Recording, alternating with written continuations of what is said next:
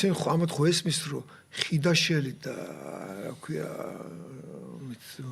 გვარამია და ასე ხოშტა ესენი ხელისუფლებას ვერ დაამხო უბრალოდ რეპუტაცია არ აქვს რეპუტაცია როგორია იცი თავის გატეხვა სახელის გატეხვას თავის გატეხვა ჯობია რატო არა თქვენ ქართველი კაცი იმის სახელს თუ გაიტეხავს იმის მე იმის რეაბილიტაცია ნუ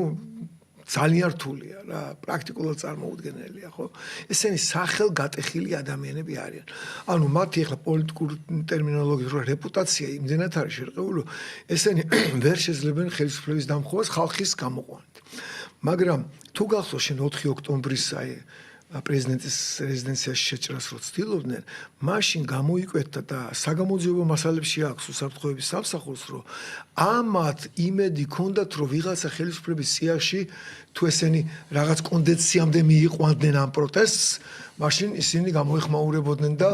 შიგნით და აი ასე სიტყვაზე გადატრიალება კი შიგნით ამოტრიალება მოხდებოდა ხელისუფლების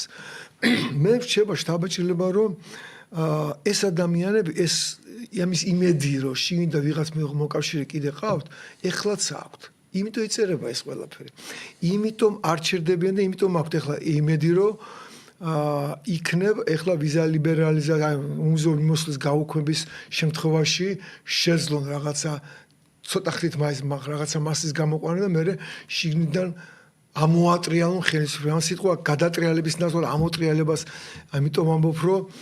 ეს განსხვავება გადატრიალება არ როცა გარედან ხდება და შიგნიდან რომ ამობრუნდება ხელისუფლება და შიგნით არც ჩანერგილი რაღაც ტროასხენი რომ ამოატრიალებს სიტუაციის ვითარებას აი როგორც ხო გახსოვს ჟვანია სააკაშვილი ბურჯანაძე ხო მოქალაქეთა კავშირის ლიდერი ერთი პარლამენტის თავმჯდომარე იყო ერთი სახელმწიფო მინისტრი იყო და ერთი ფრაქციის თავმჯდომარე იყო და მეტი ვინ იყო ხელისუფლება შევარდნაძე